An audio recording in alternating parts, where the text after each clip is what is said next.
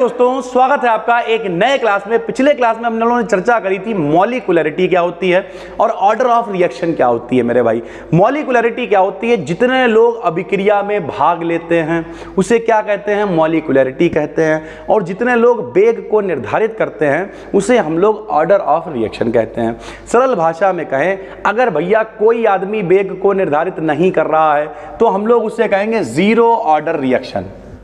अगर एक आदमी वेग को निर्धारित कर रहा है तो हम लोग क्या कहेंगे? First order reaction. दो आदमी निर्धारित कर रहे हैं, क्या कहेंगे? Second order reaction. तो आज हम लोग प्रॉपर बातचीत करने वाले हैं जीरो ऑर्डर रिएक्शन के बारे में।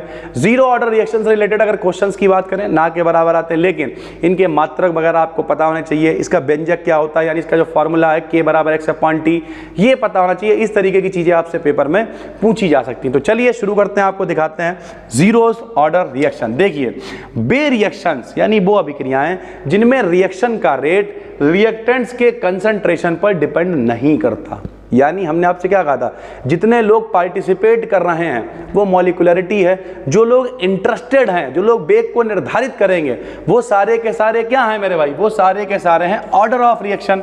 लेकिन अगर मेरे भाई उन पे निर्भर ही नहीं कर रहा है, किसी से मतलब नहीं भैया, मान लिया दो लोग हैं, उनकी रिएक्शन करवानी है, दोनों लोग इंटरेस्ट ही नहीं दिखा रहा है, उसके बाद क्या है? ऊपर से कौन आया? सूरज आया, सूरज का प्रकाश आया, अपने आप रिएक्शन हो गई, दोनों से कोई इंटरेस्ट ही नहीं था मेरे भाई, जीरो ऑर्डर रिएक्शन कहलाती है। तो हमने लिख दिया वे रिएक्शंस जिनमें रिएक्शन का रेट रिएक्टेंट्स के कंसंट्रेशन पर डिपेंड नहीं करता, जीरो ऑर्डर रिएक्शन कहलाती है। जीरो ऑर्डर रिएक्शन का मतलब है कि भैया कोई मतलब नहीं है, किसी कंसंट्रेशन पे डिपेंड नहीं करेगा, किसी पे भी नहीं।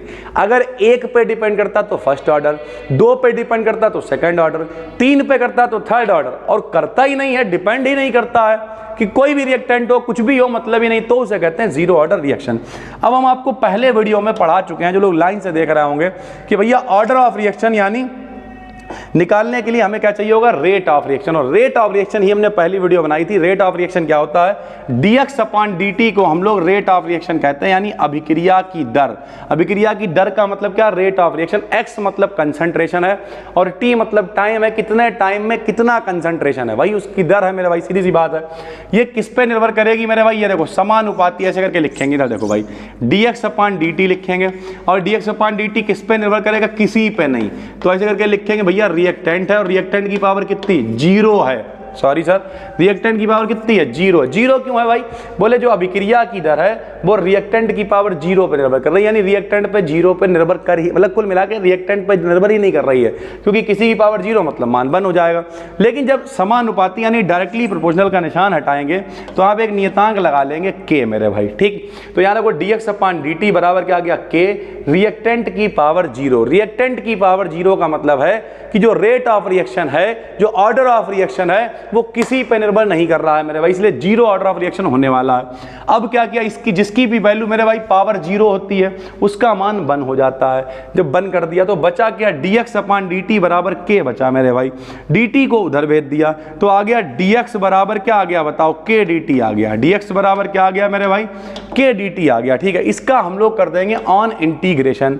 इंटीग्रेशन का मतलब होता है समाकलन। केमिस्ट्री पढ़ रहे हो तो कुछ बच्चे बायोलॉजी वाले होंगे, उन्हें पता ही नहीं होगा समाकलन क्या होता है। तो भैया समाकलन का मतलब होता है इस तरीके से एक सांप की तरह निशान लगा देते हैं। मान लिया dx लिखा है तो इसका मतलब होता है x के सापेक्ष समाकलन। अगर dt लिखा हो तो मतलब होता है t के सापेक्ष समाकलन। इस तरीके की चीजें चलती हैं।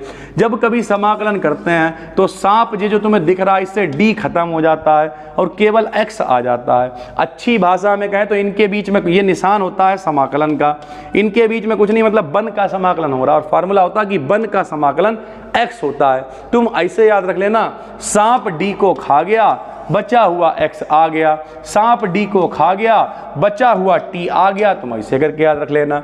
तो यहाँ पे जब करेंगे तो बताओ, अगर समाकलन करेंगे तो सांप d को खा जाएगा, बचा हुआ x आ जाएगा, क्या बचेगा? K। सांप d को खा जाएगा, बचा हुआ t आ जाएगा, तो फार्मूला आएगा K बराबर x/T मेरे भाई। क्या आ जाएगा?